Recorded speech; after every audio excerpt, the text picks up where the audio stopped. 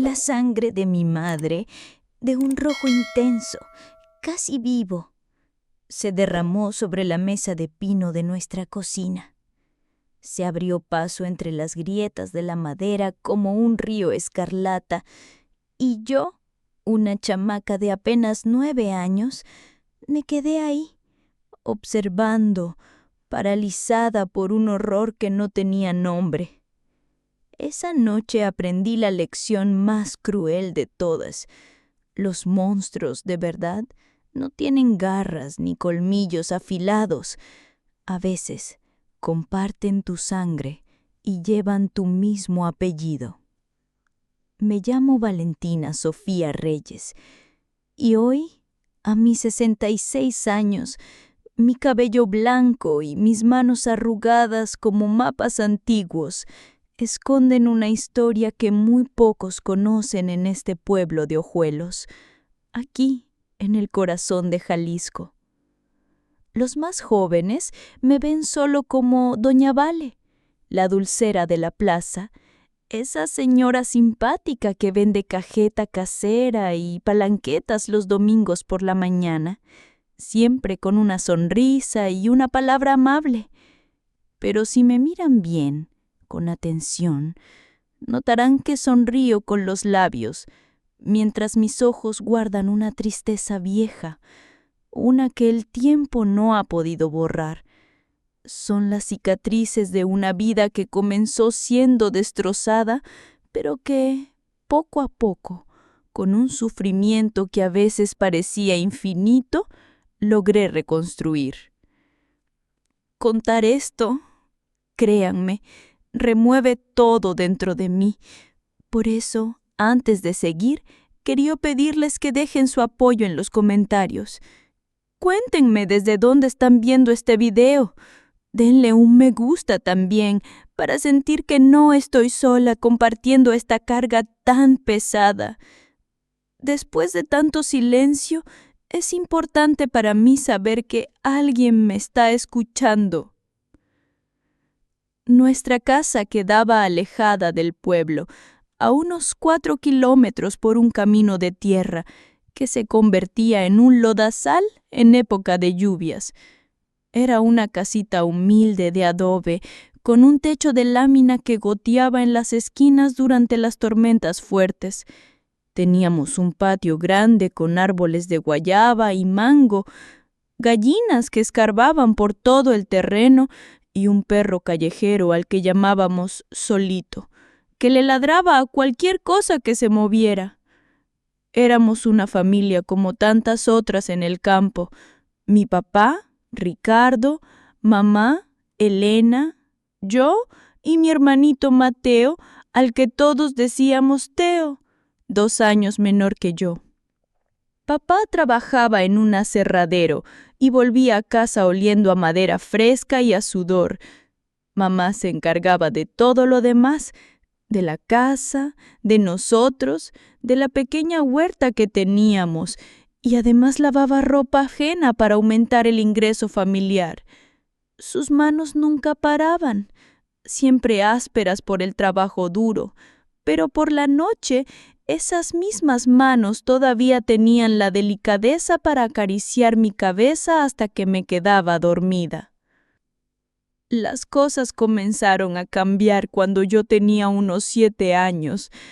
Papá empezó a quejarse de unos dolores de cabeza terribles que no se le quitaban con nada.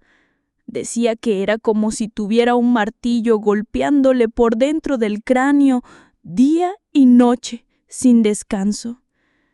Se fue volviendo irritable, amargado.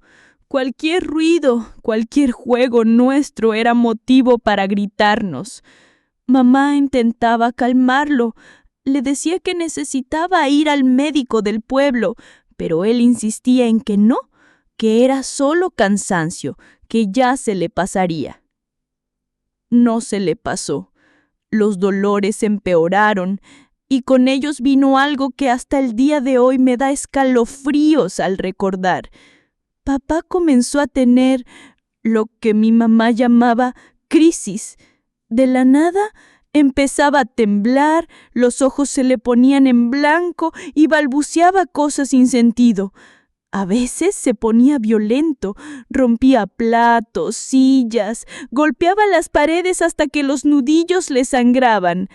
Eso es epilepsia, nos dijo una vez doña Isabel, nuestra vecina más cercana, que vivía como a 500 metros.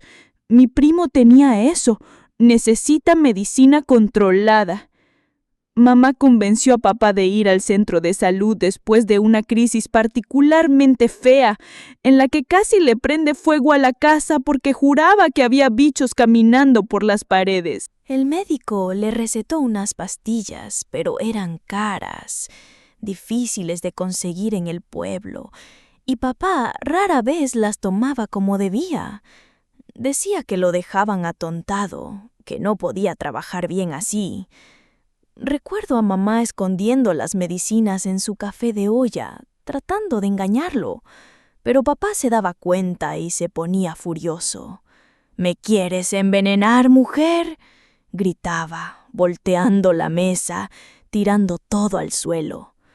Teo y yo corríamos a escondernos debajo de la cama, abrazados, temblando de miedo. Las crisis se volvieron más extrañas. Papá comenzó a ver y oír cosas que no existían. Conversaba con personas que no estaban ahí. Discutía con voces dentro de su propia cabeza. Había días en que no nos reconocía. Llamaba a mamá por otros nombres. Decía que Teo y yo éramos hijos del diablo que se habían metido en su casa. Mamá trataba de protegernos como podía. Cuando sentía que una crisis se aproximaba, nos mandaba a casa de doña Isabel o nos escondía en el cuartito de atrás, donde guardábamos las herramientas y las provisiones. «Quédense aquí, quietecitos», susurraba. «No hagan ruido, no importa lo que oigan». Y oíamos cosas terribles, gritos, objetos rompiéndose, el llanto ahogado de mamá, las acusaciones sin sentido de papá. A veces decía que ella tenía otros hombres, que le quería robar el poco dinero que tenían, que planeaba matarlo mientras dormía. Un día, al volver a casa, encontré a mamá sentada en el umbral de la puerta trasera, con un ojo morado y el labio partido. Intentó sonreír débilmente cuando me vio. «No fue nada, mija», mintió. «Me tropecé y me pegué con la esquina de la mesa». Yo sabía que era mentira, pero fingí creerle. Era más fácil así. La situación se fue al abismo. Papá perdió el empleo en el aserradero después de tener una crisis violenta y amenazar a un compañero con una herramienta. Empezó a beber más, mezclando tequila con las medicinas cuando las tomaba, lo que solo empeoraba todo. El dinero escaseó. Dependíamos cada vez más de lo que mamá ganaba lavando ropa y de lo que sacábamos de nuestra pequeña huerta. «¿Por qué no nos vamos, mamá?», le pregunté una noche, mientras barríamos los pedazos de los platos que papá había roto. «¿A dónde, mi vida?», respondió ella, con los ojos cansados, mucho más viejos que sus 32 años. «No tengo familia viva, ni un centavo guardado. ¿Y tu papá?».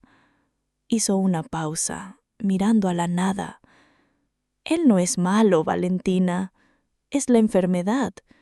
En algún lugar dentro de esa cabeza confundida todavía está el hombre del que me enamoré, el padre de ustedes». Fue un miércoles por la noche.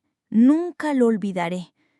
Llovía a cántaros, de esas tormentas de verano que parecen querer arrancar el techo. El ruido de las gotas golpeando la lámina era ensordecedor. Teo y yo ya estábamos acostados, fingiendo dormir, pero yo estaba alerta, como siempre en las noches de lluvia, porque papá odiaba las tormentas. Decía que el ruido aumentaba las voces en su cabeza. Oí un grito de mamá. Luego, el ruido de una silla cayendo.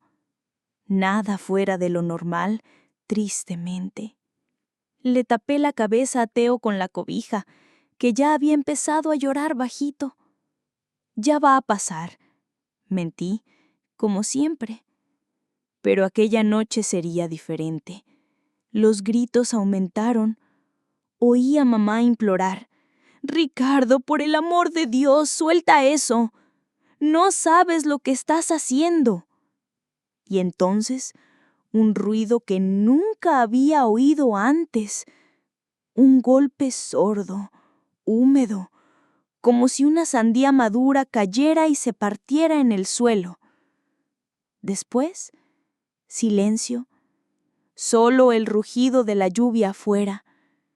Ese silencio me aterrorizó más que cualquier grito. Salí de la cama, aunque sabía que no debía.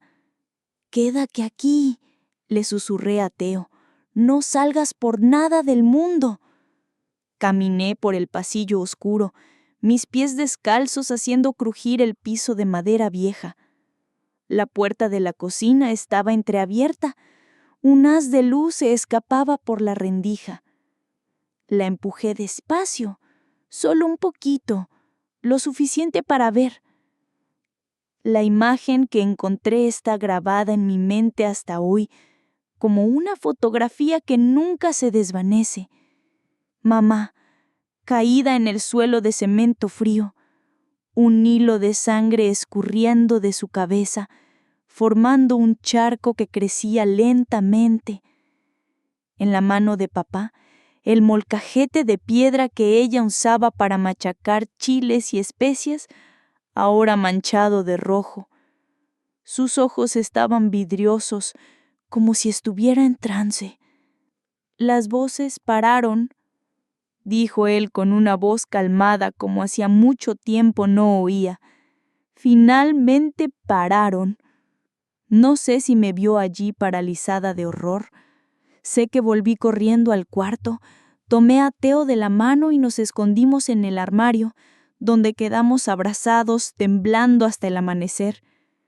Cuando el sol salió aquel jueves, yo todavía estaba en el armario, sosteniendo a Teo, que había conseguido dormirse entre sollozos. Me dolía todo el cuerpo de estar encogida, pero lo que más dolía era el silencio que dominaba la casa. Un silencio pesado, como si el mundo hubiera dejado de respirar junto con mamá. Oí pasos. La puerta de nuestro cuarto se abrió. «Valentina, Teo». La voz de papá sonaba normal, casi igual a la de antes de la enfermedad. Por un segundo delirante, pensé que todo había sido una pesadilla terrible. Pero no. Papá nos encontró en el armario. Sus ojos ya no estaban vidriosos, sino vacíos, como pozos secos. «Vengan», dijo con una calma aterradora. «Necesitamos arreglar las cosas».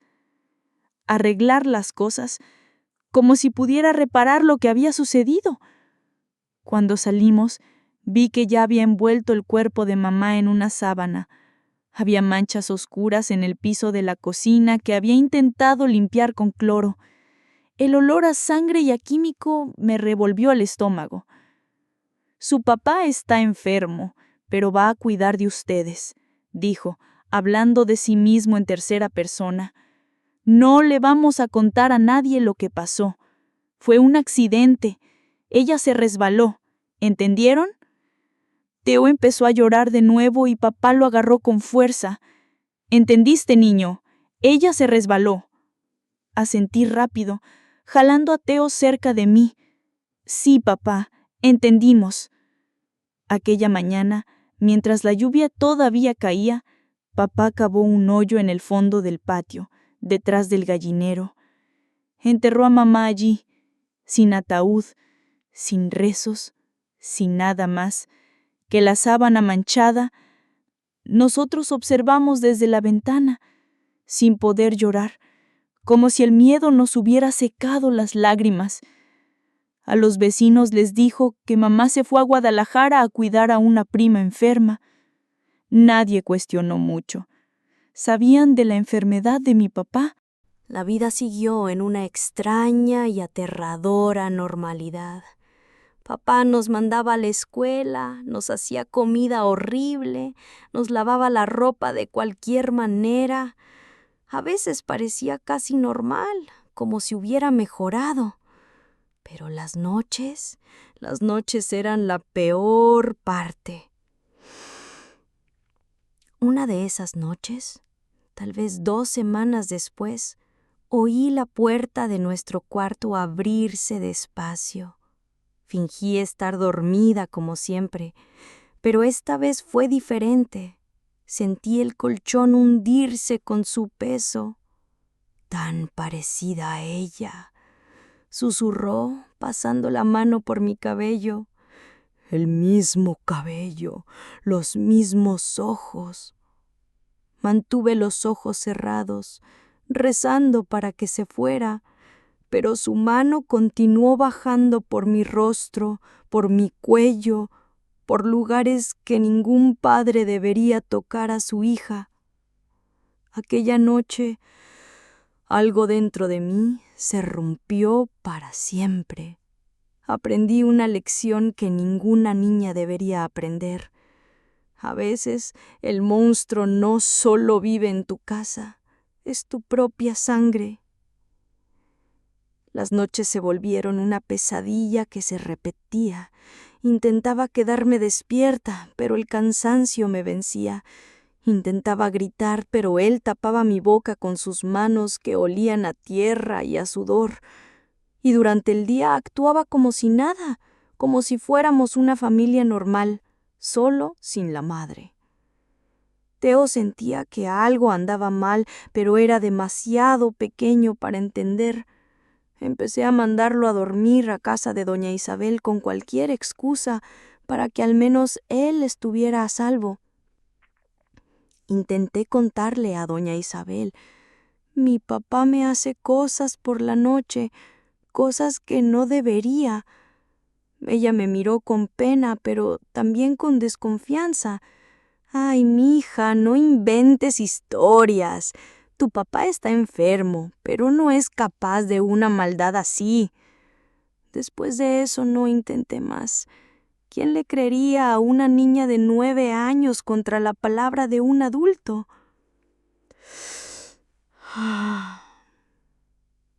Una noche, cuando el olor a tequila volvió a impregnar su aliento y sus manos fueron más brutales que de costumbre, tomé una decisión. No podía seguir viviendo así. En el fondo del armario de la cocina estaba el frasco de veneno para ratas. Lo sostuve en mis manos temblorosas, sintiendo el peso de lo que estaba a punto de hacer. El plan era simple: echarlo en el café de la mañana. Pero mientras estaba ahí, de pie en la cocina oscura, tuve la sensación de que mi mamá estaba a mi lado. Casi podía oler el perfume barato de gardenias que usaba los domingos. Una voz dentro de mí, cálida y familiar, dijo: «No es así como se arreglan las cosas, hija». Devolví el veneno a su sitio. El veneno me haría igual a él. Mi arma sería otra, la verdad que estaba enterrada en nuestro patio. Sabía que el sargento Morales de la Policía Rural venía cada primer miércoles del mes a fiscalizar las familias más alejadas. Faltaban 2 días para su visita. Esos 2 días fingí mejor que nunca. Sonreí, no me encogí cuando se acercaba, le hice la comida como a él le gustaba. Por la noche, cuando vino a mi cuarto, dejé que hiciera lo que quería, sin luchar, tragándome el llanto y el asco, pensando solo en la liberación que vendría. Cuando el sargento Morales llegó en su viejo jeep, yo lo estaba esperando en la entrada. Había mandado a Teo a casa de doña Isabel desde temprano. «Buenos días, sargento», saludé, tratando de parecer normal. «¿Y tu papá?» «Está durmiendo. Tuvo una crisis anoche. Él la sintió comprensivo. ¿Puedo mostrarle algo?, pregunté, con el corazón latiéndome tan fuerte que pensé que él podía oírlo. Es sobre mi mamá. Ella no fue a Guadalajara. El rostro del sargento cambió. Se puso serio. Lo llevé hasta el fondo del patio, detrás del gallinero, al lugar donde la tierra estaba removida. Mi mamá está aquí. Mi voz salió firme, a pesar de las lágrimas que comenzaban a escurrir. Papá la mató una noche de lluvia.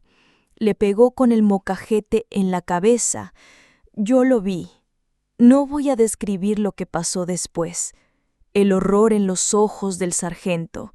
Cómo cavaron y encontraron el cuerpo de mamá, ya en descomposición, pero todavía reconocible por el collar de cuentas turquesas que nunca se quitaba. Cómo papá despertó con el ruido y salió corriendo, gritando que las voces lo habían mandado a hacerlo. Cómo lo capturaron 3 días después, escondido en una cueva cerca del río, delirando.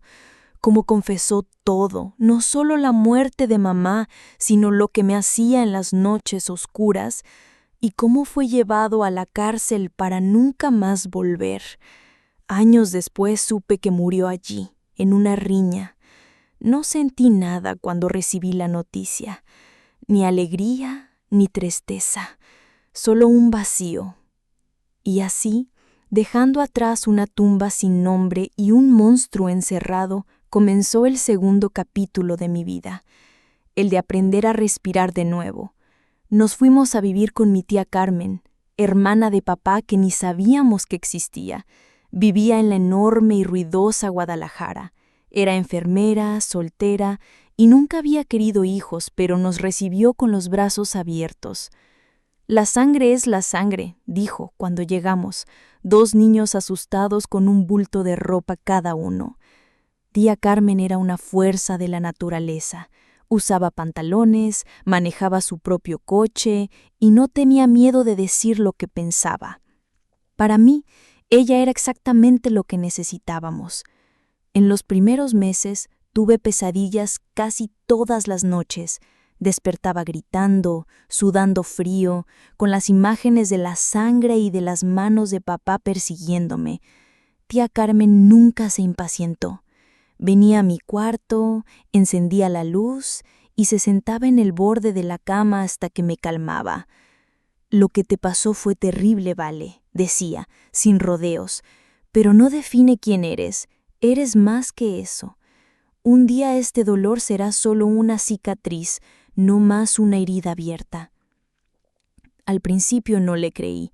¿Cómo podría superar algo tan horrible? Pero ella fue persistente. Me inscribió en una buena escuela y me llevó con una psicóloga, algo de lo que nunca había oído hablar en el pueblo. Me incentivó a hacer otras cosas, natación, pintura, cualquier cosa para ocupar la mente y construir nuevos recuerdos sobre los antiguos. Necesitas aprender a vivir de nuevo, mija, no solo a sobrevivir, decía. Con el tiempo, las pesadillas se fueron volviendo menos frecuentes. Comencé a sonreír de nuevo, a hacer amigos, a mirarme al espejo sin sentir vergüenza. Teo también floreció en la ciudad. A los 15 años decidí que quería ser maestra. Recordé a mi propia maestra en el pueblo, que había notado que algo andaba mal conmigo, pero no supo cómo ayudar. Quería hacer la diferencia en la vida de otros niños. La vida continuó. Teo se graduó como médico pediatra, para orgullo de tía Carmen. Yo conocí a Javier en una kermés de la escuela donde enseñaba. Era padre de uno de mis alumnos, viudo reciente, con un niño de 5 años llamado Diego.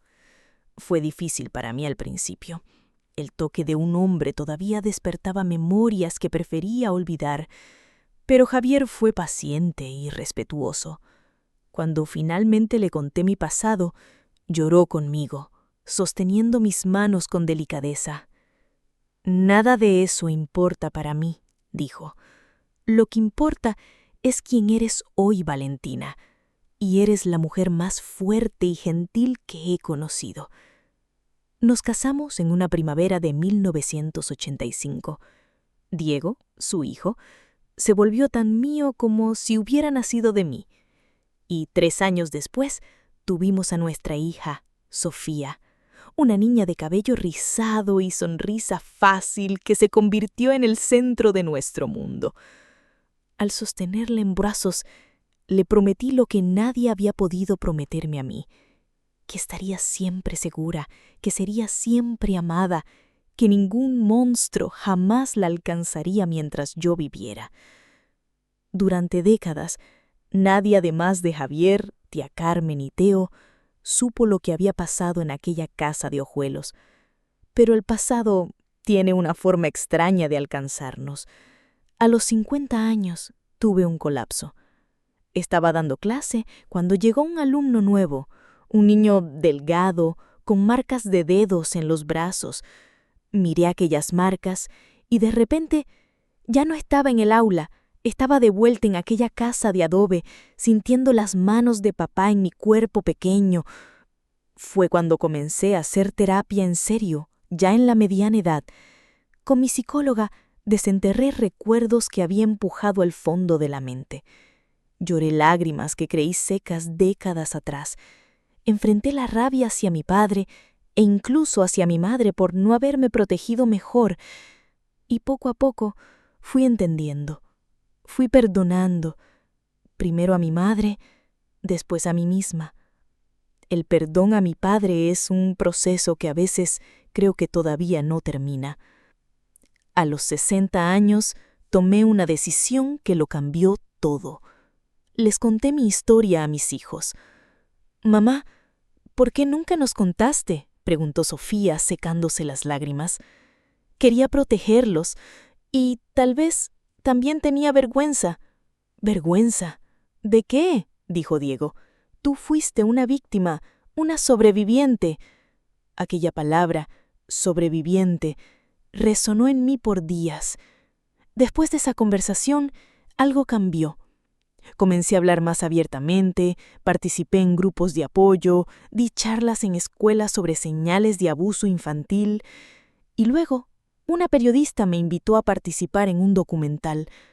La entrevista fue una de las cosas más desafiantes que he hecho, pero cuando terminé sentí un alivio tan grande que casi flotaba.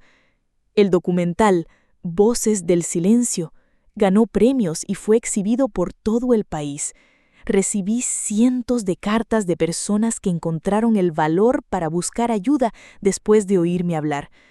Una de esas cartas me marcó profundamente. Era de una señora de 85 años.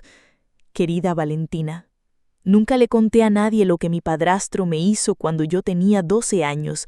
Cargué este secreto por 73 años.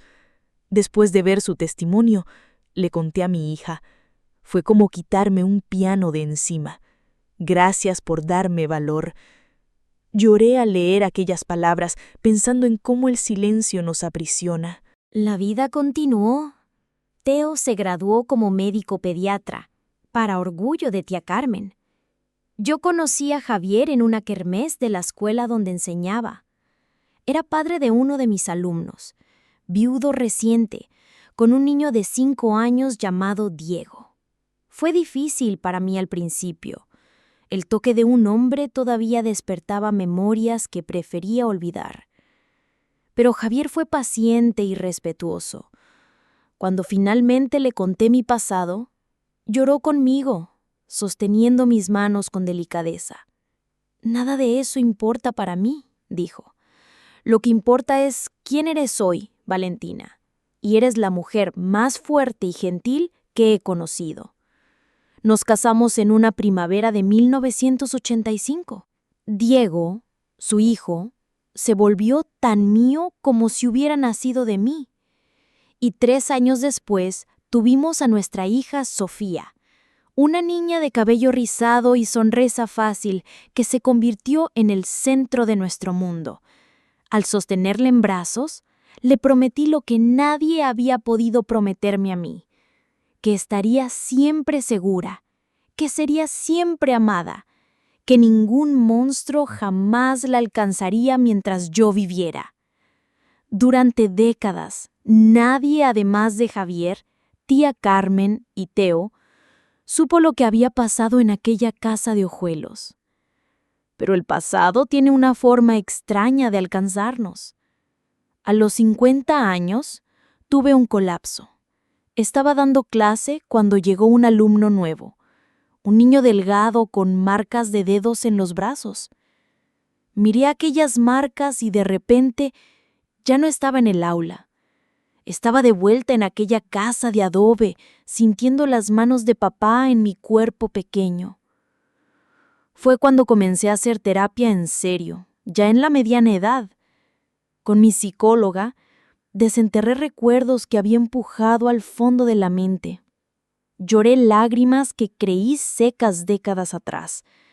Enfrenté la rabia hacia mi padre e incluso hacia mi madre por no haberme protegido mejor. Y poco a poco fui entendiendo. Fui perdonando, primero a mi madre, después a mí misma. El perdón a mi padre es un proceso que a veces creo que todavía no termina. A los 60 años, tomé una decisión que lo cambió todo. Les conté mi historia a mis hijos. «Mamá, ¿por qué nunca nos contaste?», preguntó Sofía, secándose las lágrimas. Quería protegerlos y tal vez también tenía vergüenza. «¿Vergüenza de qué?», dijo Diego. «Tú fuiste una víctima, una sobreviviente». Aquella palabra, sobreviviente, resonó en mí por días. Después de esa conversación, algo cambió. Comencé a hablar más abiertamente, participé en grupos de apoyo, di charlas en escuelas sobre señales de abuso infantil. Y luego, una periodista me invitó a participar en un documental. La entrevista fue una de las cosas más desafiantes que he hecho, pero cuando terminé, sentí un alivio tan grande que casi flotaba. El documental, Voces del Silencio, ganó premios y fue exhibido por todo el país. Recibí cientos de cartas de personas que encontraron el valor para buscar ayuda después de oírme hablar. Una de esas cartas me marcó profundamente. Era de una señora de 85 años. «Querida Valentina, nunca le conté a nadie lo que mi padrastro me hizo cuando yo tenía 12 años. Cargué este secreto por 73 años. Después de ver su testimonio, le conté a mi hija. Fue como quitarme un piano de encima. Gracias por darme valor». Lloré al leer aquellas palabras, pensando en cómo el silencio nos aprisiona. Envejecer es enfrentar el final con más claridad cada día. A mis 66 años, sé que tengo más pasado que futuro, pero eso no me asusta. Miro hacia atrás y veo un largo camino sinuoso. Algunas partes fueron tan oscuras que apenas podía ver un palmo adelante. Otras fueron iluminadas por un tipo de alegría que solo quien conoció el dolor profundo consigue realmente apreciar. Si pudiera darle un consejo a aquella niña de 9 años, asustada, escondida en un armario mientras su mundo se derrumbaba, le diría solo esto: aguanta firme, pequeña. El camino será largo y difícil, pero lo vas a lograr. Un día serás una anciana sentada en un porche, mirando el atardecer, rodeada de personas que te aman. Un día contarás tu historia y ayudarás a otros a sobrevivir a sus propias tormentas. Y ese día entenderás que, de alguna forma misteriosa, nada fue en vano. Si mi historia tocó tu corazón de alguna manera, te pido que la compartas con otros que puedan necesitar oír este mensaje de esperanza. Dale un me gusta para que más personas puedan conocer este relato y tal vez encontrar valor para sus propias batallas. Al fin de cuentas, es eso lo que nos salva: saber que no estamos solos en nuestras luchas, que otros caminaron por valles semejantes y encontraron su camino de vuelta a la luz. Que Dios esté contigo, hoy y siempre.